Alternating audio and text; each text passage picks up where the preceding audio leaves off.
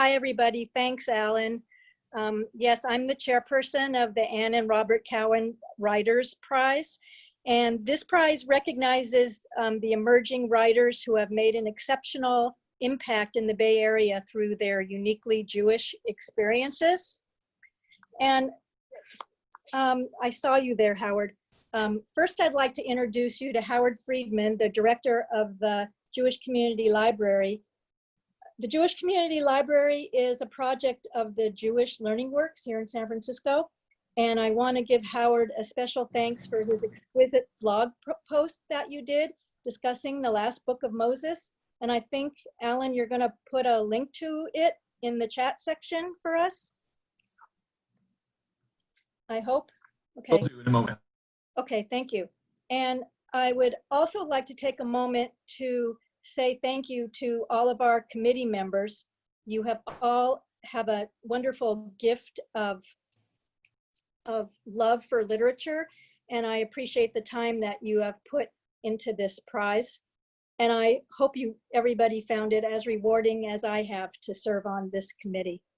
I just want to send out special thank yous to Barbara Schrag, Marissa Moss, Howard Friedman, and Alan Brody. And I guess I can't ask you to stand and wave, which I would like to. Now I would like to introduce the winner of this year's Cowan Prize. It is my pleasure to announce that Hanan Tagay has won our prize, and he was formerly an investigative reporter fellow at UC Berkeley, and he's now a professor of creative writing at San Francisco State University. Congratulations to you. And I think what we're going to do is have Hanan start with a short reading from his book, the Lost Book of Moses, followed by a discussion with Howard.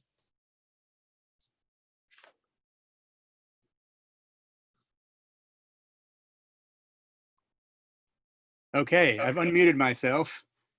That's a good start. Thank you, Sari, very much.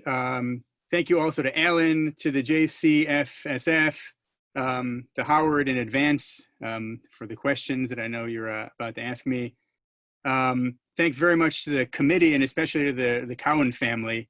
I'm extraordinarily grateful for this prize. I'll say I would be extraordinarily grateful at any moment to receive this prize, but to get the news with all the madness going on around us was really a rather nice, interregnum from everything else that's going on. I also think it's fantastic, independent of my winning it, that this prize is still going on despite what's happening, because I think, art and literature, when large world events sometimes take over, often fall by the wayside. And when you have a prize like this, it just reminds the world that there are other things going on, other things which make us human.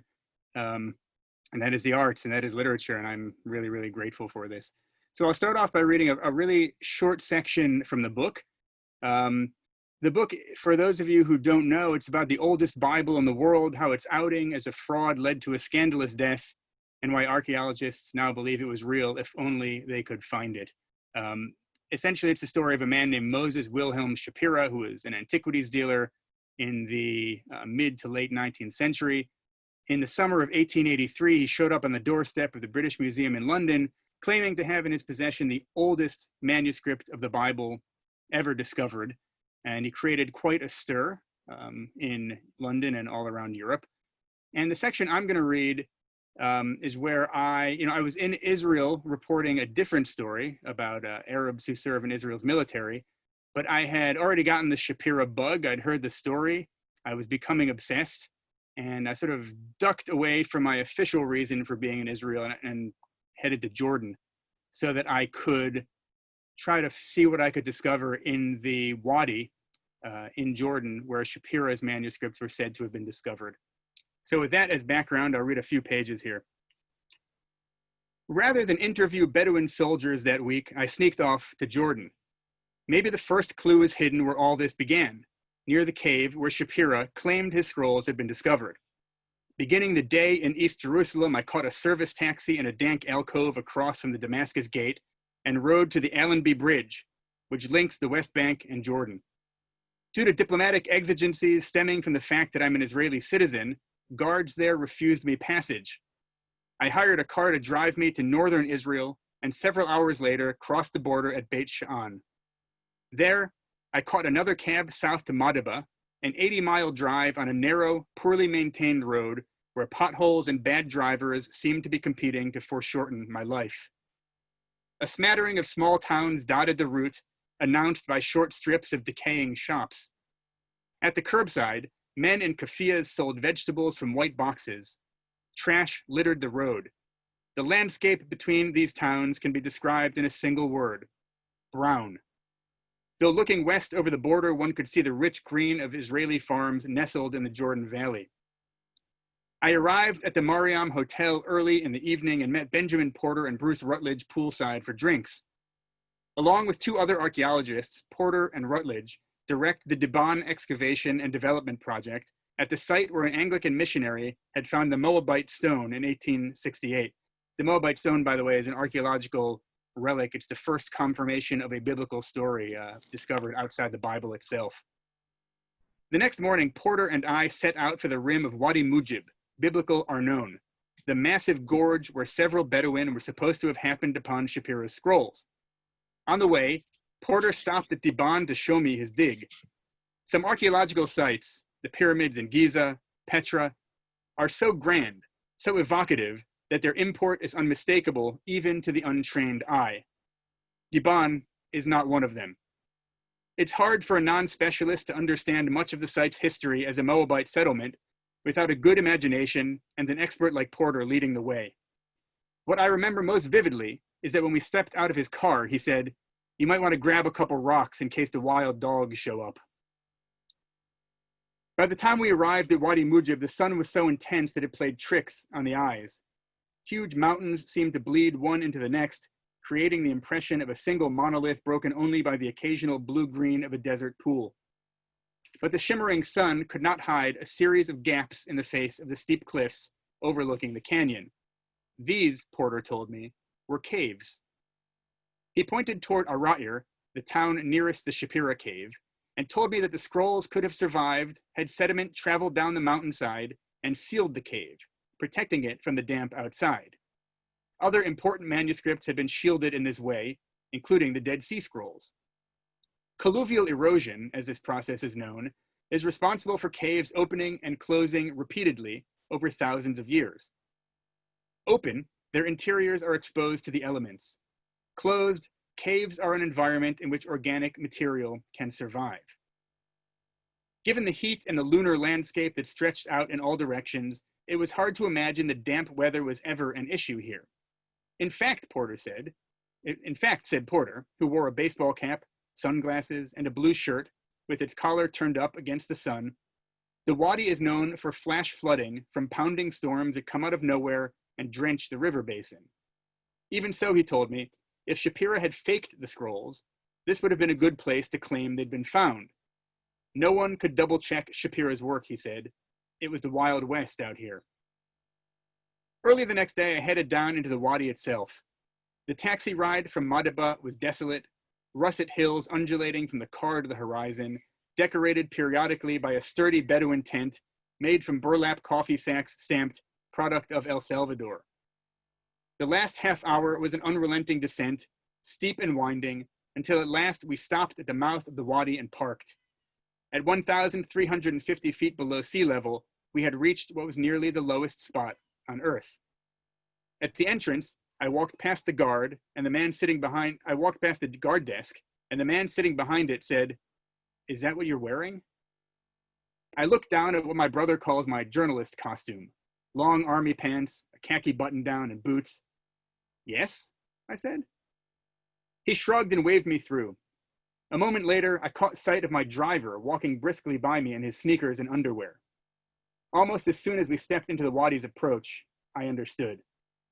Entry was through a narrow gorge, steep red-brown cliffs rising starkly on either side and climbing 100 or more feet into the sky. As I headed in, A channel of green water 2 or 3 inches deep trickled out toward the Dead Sea. The gorge narrowed quickly, blocking out the sun. Pushing forward, I found myself high-stepping through water that was now a foot deep.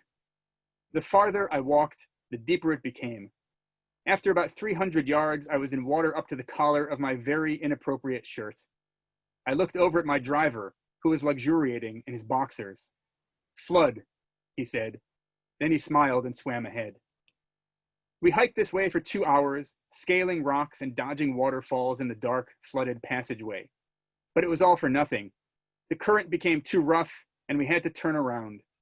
Heading back, I recalled the scene in the Book of Kings when the armies of Israel, Judah, and Edom joined forces to quell the Moabites. As troops circled the Dead Sea's southern tip, not far from where I walked, their water ran out. Panicked, they called in the prophet Elisha, who prophesied that dry pools would fill miraculously. Suddenly, I appreciated how that might have occurred. I also understood what Shapira's critics had charged late in the 19th century, that the wadi was too damp for the scrolls to have survived. Drenched, the driver and I rode back to Madaba in our underwear. And I'll stop there. So, well, thank you so much, Hanan, and thank you to everybody for being here. It's nice to have something to dress up for. Hanan, I'm really glad that you chose that particular passage from the Lost Book of Moses to share, as I do think it shows how this book is not simply a scholarly examination of a biblical text, but a very personal venture and sometimes a really messy and crazy one as you go around the globe searching for the truth behind this story and this text. As some of the people on this call are undoubtedly unfamiliar with the book, can you actually talk a bit about its genesis and how you, as you just put it, got the bug? Well, you're talking about its genesis. It's actually Deuteronomy. Right. That's a little biblical joke. I walked into that one. Yeah. So yeah, absolutely. The genesis actually has to do with two people currently on this Zoom call, which are my mother and my father. So I'm a journalist by trade, and I had, I'd written several stories about the recent discovery of Noah's Ark. Right? They seem to discover Noah's Ark somewhere, semi-annually. So a team of Chinese evangelicals had discovered wooden beams up on the top, of Mount Ararat in Turkey, where Noah's Ark supposedly was grounded. And it became big international news. And then, of course, a few days later, one of the guys who was part of the expedition admitted that he and a bunch of his buddies had actually dragged these wooden beams up to the top of Ararat a while earlier, let them freeze over. So it was debunked almost immediately. And I was at Friday night dinner at the Shabbat dinner table at my parents' house. And I was, as we do, telling them what I was up to. And I told them this story of this biblical fraud. And my father, who is a Bible scholar and specifically a scholar of the book of Deuteronomy, said something along the lines of, "Hey, you want to hear about, a real biblical hoax?" And he began to tell me the story of Moses Wilhelm Shapira, this man who had presented to the world what he claimed was the oldest Bible in the world. It happened to be a very strange and very short, weird manuscript of the book of Deuteronomy. So all these buzzwords here working for me at the Shabbos dinner table. And I was immediately hooked and started digging.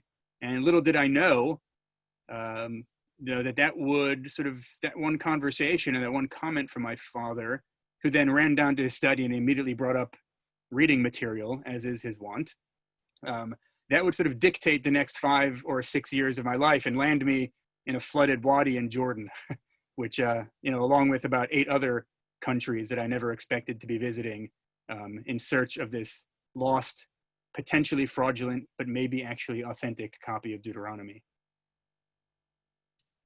So it's one thing that struck me is that this is a book that could have been undertaken by an academic historian.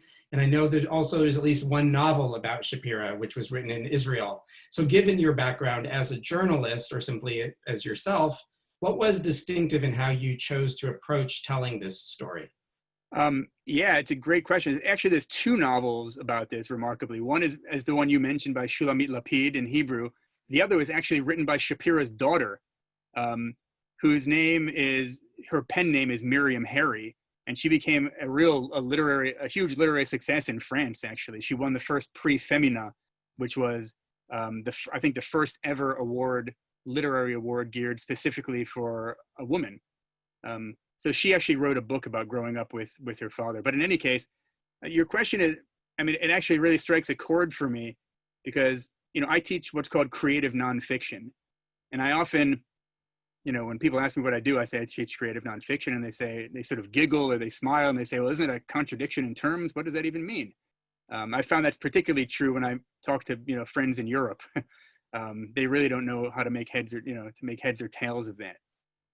But your question actually perfectly describes how I explain to my students what creative nonfiction is, which is to say, you are telling true stories based in fact, a fidelity to accuracy that is equal to journalism, but you're telling the stories using the tools of a novelist.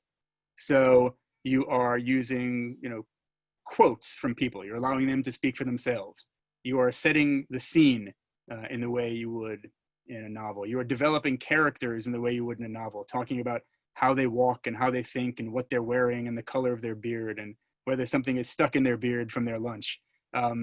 All of the tools that you would use in a novel or a short story, you're simply applying them to telling a true and accurate story. And so, A, I like that kind of thing. I enjoy reading it. But B, you know, you said sort of like, you know, what's distinctive about it just because it's me? Well, you know, I came up in the world, as I said, as a journalist. And so for me, sort of, you know, facts are king. You know, really a fidelity to the truth is extremely important. Make nothing up. But that being said, I also got my MFA, my graduate degree in fiction. And it was really while I was getting that degree that I became familiar with this other genre, creative nonfiction, and realized that it allowed me to meld not only my background as a journalist, but these new skills I was picking up as a student of fiction. And that was revelatory for me. And that's exactly the approach I took to writing this book. I wanted it to read like a mystery. I wanted it to read as much as possible like a novel, but I also didn't want to make a thing up. And I didn't, in fact, make a thing up, which is, honestly, that's a challenge sometimes, because when you run out of material, the instinct, of course, is just to invent, and I couldn't do that. So that was a big challenge I faced. But your question is great because it allows me to sort of put a fine point on exactly what creative nonfiction means.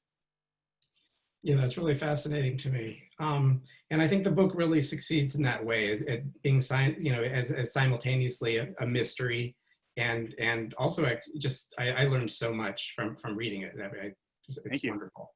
And so in addition to wading through wadis, in the process of researching the book, you rifled through tons of old documents and ephemera, ranging from holy texts to 150-year-old receipts for purchases, all in varying states of decay. And what I'm wondering is, with all of our technology, and particularly during this pandemic, it strikes me that we're becoming increasingly divorced from physical texts and objects. And with your research for this book in mind, do you have any thoughts you'd like to share on our relationship with physical objects and texts? Yeah, another great question. You know, I'll tell you I think, you know, there was a period where people or people who cared about books were really worried that ebooks were going to really take over, and suddenly there were going to be no more actual physical books you could hold and sit and read on the subway or on your couch at night. It was going to all be e-readers. That actually hasn't materialized. The e-books sort of plateaued and are still outsold by, you know, actual physical books, which is something I'm very happy about. But, you know, your point goes beyond just books that way. And one thing that I did realize, a lot of my research, in addition to receipts and that sort of thing, was reading 100-plus-year-old letters that all the people involved in this grand drama wrote to each other, never expecting that some young-ish guy, once young guy, from San Francisco, 100-odd years later, was going to, you know, fly on a 747 and land at Heathrow and go to the British Library and read these letters in a file, right? They were just writing these letters to each other. They had no sense, I think, of history in writing them. So they're really authentic artifacts of a time period. I think the art of letter writing has been, demolished by email. That was something that I felt an actual loss in reading these letters. I realized no one was ever going to research anything I did in this way because there's simply nothing left behind in that way. But there's also something incredibly meaningful to actually holding on to the physical object that these people who had become so central in my life had owned and touched and chosen and scribbled on. Not to give away too much, but you learn this very, very early in the book in any case. Moses Wilhelm Shapiro, the central character in the book, died at his own hand. And in dossier 41294 at the British Library, the note that ostensibly it becomes his suicide note, in which he sort of says, I will never recover from this shame, and I don't know what I'm going to do. That's right there.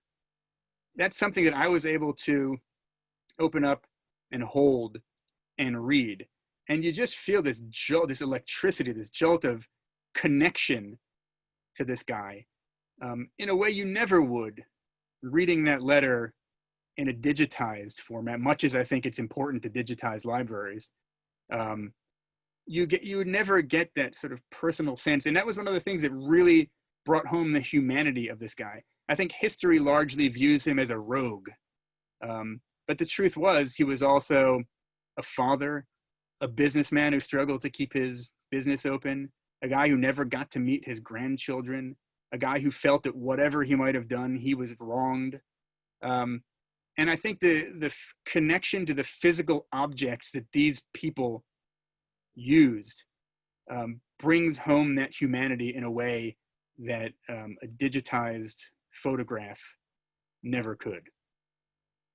I will say, though, I think there's still sort of a huge market for, baseball cards, let's say, or Babe Ruth's jersey that he wore in the World Series. So I don't think we've totally lost the obsession with the physical object, but I do think when it comes to our correspondence, the way we speak, the way we communicate with each other, I think the loss of letter writing as a skill is, sort of leaves a big hole. Thank you so much. So you, in both mentioning San Francisco and also talking about physical objects, the book has a fortuitous local connection. And without going into any spoilers, please, can you tell us a little about how San Francisco came into play unexpectedly? Yes, utterly unexpectedly. But from my point of view, I think miraculously. Ultimately, I made the most important discovery of my entire search, my entire journey, on the 5th floor of the library at San Francisco State University, where I teach.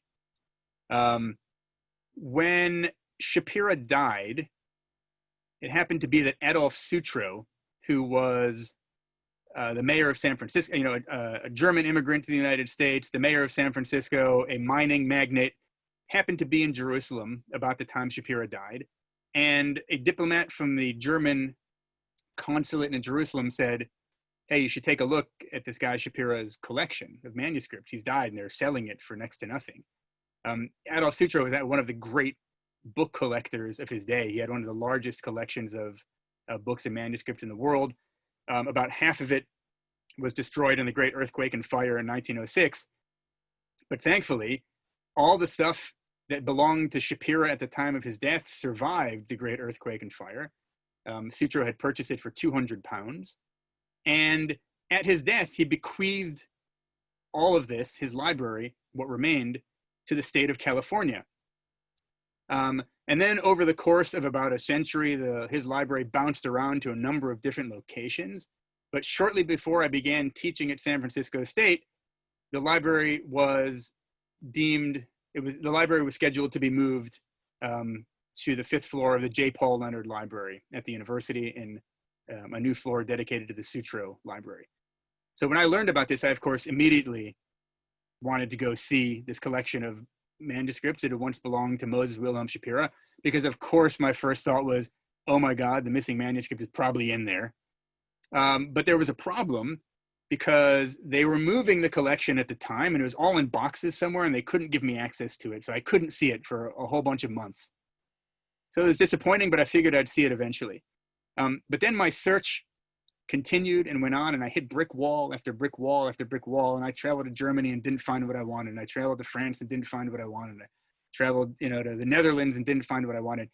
And gradually, it became clear to me that the number of locations that I had to continue my search was narrowing and narrowing and narrowing and narrowing. And at one point, it became clear that the last place I had to look, I'd looked everywhere else, turned over every other stone and not found what I was looking for. And the very last place available to search was the library at San Francisco State, and I froze. Because I realized that if I looked there and didn't find what I was looking for, I was in deep, deep trouble. I had a book largely written. It had no ending. I had a publishing house that had already given me an advance to write the book, and I didn't want to have to return that advance, nor could I have returned the advance. And so I didn't look at it for months on end until finally the book was due literally in, I think, 8 days. And so I said, it's just ridiculous. I made an appointment. I went in. Within 30 minutes, I made a discovery that completely changed everything for me. And I immediately ran home and rewrote the ending of the book.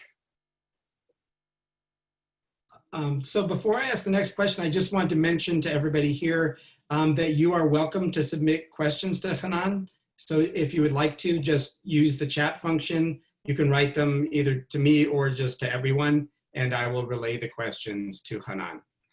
So my next question is, it's been a number of years since the book did come out. Has there been anything particularly gratifying for you since its publication, especially that you didn't foresee? Yeah, for sure. I mean, this award, for one thing, is extremely gratifying. So thanks again for that. A couple of things immediately come to mind. One was prior to the publication and one was after the publication.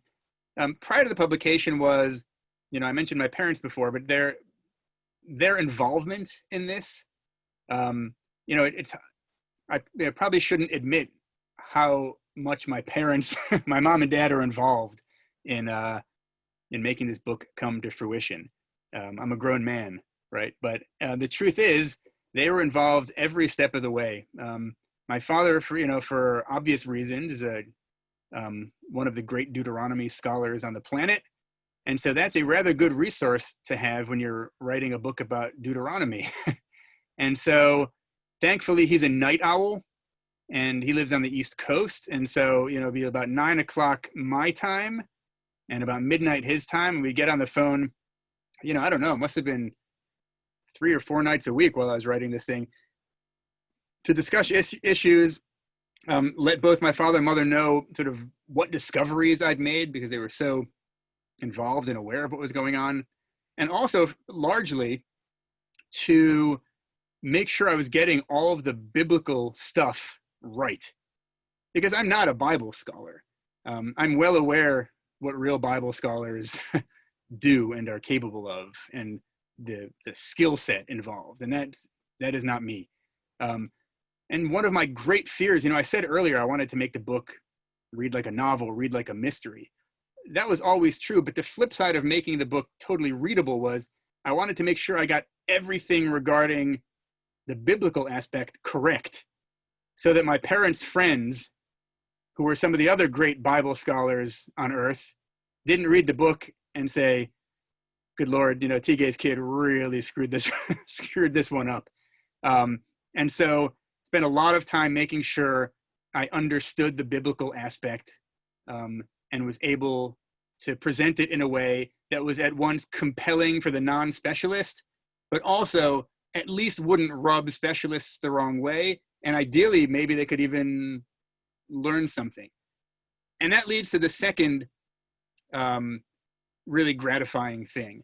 Again, I grew up around Bible scholars. I knew a lot of these people just from the time I was a kid because they were family friends. And I really wanted to make sure that they, that I didn't embarrass my parents. And after the book came out, Immanuel Tov, who was the executive editor of the Dead Sea Scrolls, a giant scholar of the exact sort of thing I was writing about, wrote a review of the book in Hebrew for a website geared toward biblical scholars. And, not to toot my own horn, but it was a beautiful review, better than anything I could have imagined. And for me, I think that was, I think going into this process, I thought, oh, if the Wall Street Journal gives it, New York Times gives it a grade, that's what's going to really be meaningful to me. And ultimately, the review from Immanuel Tov in a Israeli publication geared towards scholars was the most meaningful of all the responses, reviews that I got, because it sort of, for me, it was the imprimatur letting me know, the stamp of approval, like, okay, you did okay. Thank you. I sense from your parents that the admiration is mutual. We do have a question from the audience. This is from Stu Cantor. Fascinating story. Congratulations on the award. Other than keeping a hold of every document for future writers and scholars, is there a bigger lesson or message from your pursuit and book? A very good question. I think, the book is really, there's always sort of the main narrative thrust of the book, and then there's what's the book really about, though, So mine was, it's this book about this guy who claimed to have found the oldest Bible in the world. People questioned it. He ended up killing himself. Was it real or was it fake? But what his story, Shapira's story, really actually allowed me to tell the story of a couple different things. One was the birth of biblical archaeology, which was happening right around the time Shapira's story happened.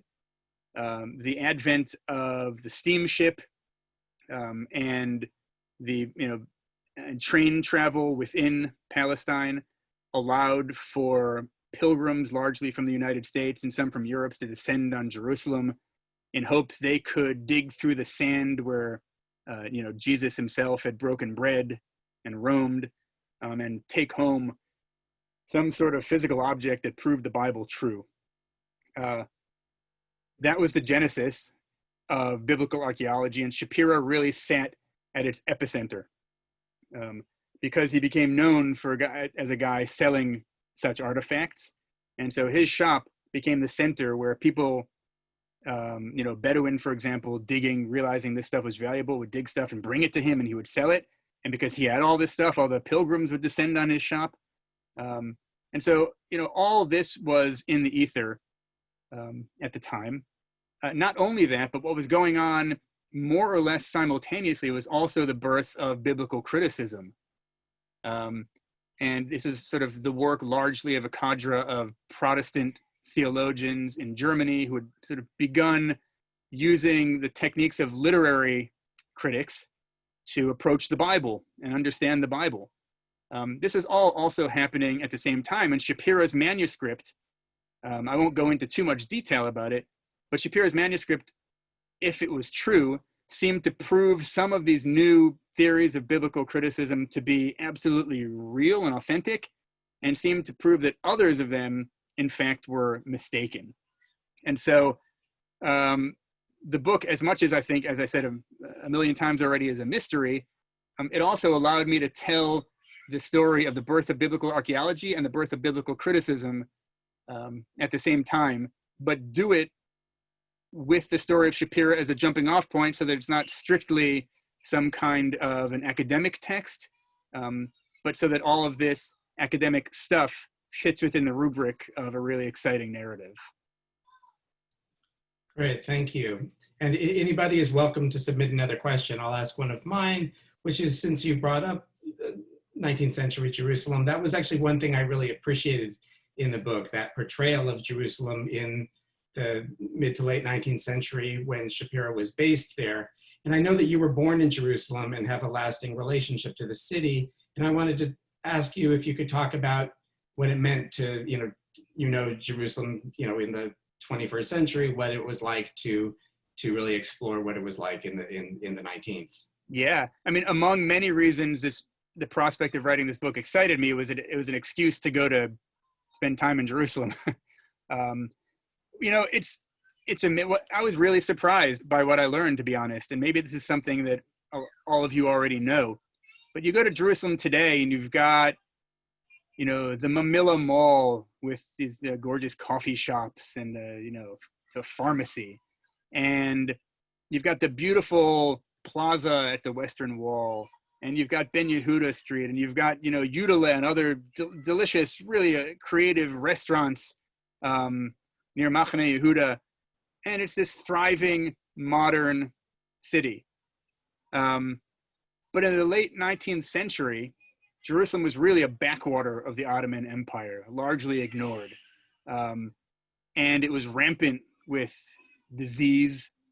And it was the kind of place where, you know, butchers would sort of, you know, slaughter an animal and just let the innards roll out, you know, into the curb. The place smelled bad. It was filthy. Interestingly, also, Jews sat at the very bottom rung of society in Jerusalem at the time, right? Not the case today. Also surprising to me. And the other thing that I think I sort of knew in a theoretical way, but really began to understand, was that, you know, we talked today about Jerusalem being this intense place because, you know, Jews and Arabs live right up against each other. And, you know, Muslims and Christians and Jews are all swirling and shopping at the same places and walking down the same streets. And it's so tense. Well, that was true in the late 19th century, except in the late 19th century, when you said Jerusalem, what it meant essentially was a 1 square kilometer city that is now known as the Old City of Jerusalem. And a little bit of, you know, the new city had just begun to emerge, places like, you know, the Russian compound. And so if we think Jerusalem today was an intense place, imagine all the same people, but crowded into 1 square kilometer. And that's something that really dawned on me as I was doing this research. It was a very, very intense place for all the reasons I've just enumerated. Thanks. So we have a question from Judy Bloom, who actually mentioned in an earlier message that she had worked with Bob Cowan, who funded this award. And that was nice for me to hear. I had the privilege of meeting him several times, and I just feel so grateful for this legacy that he left us. She notes that Bob Cowan didn't want to award someone at the end of his career or her career, but to spur good early or mid-career writers on to write more. She asks, what are you working on now? Well, I guess what I should probably be working on is a guide to how to homeschool my children. Although I think that would be the way my theory is, it would be 1 page and it would read netflix.com. But anyway, actually what I'm working on now is, in some ways, it's like a sequel to the first book. It's about a very, very recent Dead Sea Scrolls forgery, in which millions of dollars were spent on a whole host of supposedly ancient, supposed Dead Sea Scrolls purchased by a number of institutions in the United States and abroad. That all turned out to be fake. And this is sort of just emerging in the news right now. So I guess, you know, when I graduated college, I moved to New York to be an actor. And one of the first roles I got was in an independent movie. And the role, I was playing a young, neurotic Jewish man in New York. It was not a huge stretch of my acting chops. And so in some ways, I think, you know, writing this book, it's not hard to imagine me, you know, doing this particular project. It's just, it plays on all of the things I'm interested in, and I think hopefully capable of, you know, writing about in an interesting way. Right. I'm curious, since this book would not have happened without the ability to travel around the world, your reflections right now as we're stuck at home, and both ramifications for what you're working on now, but I guess just the feeling of living in this moment.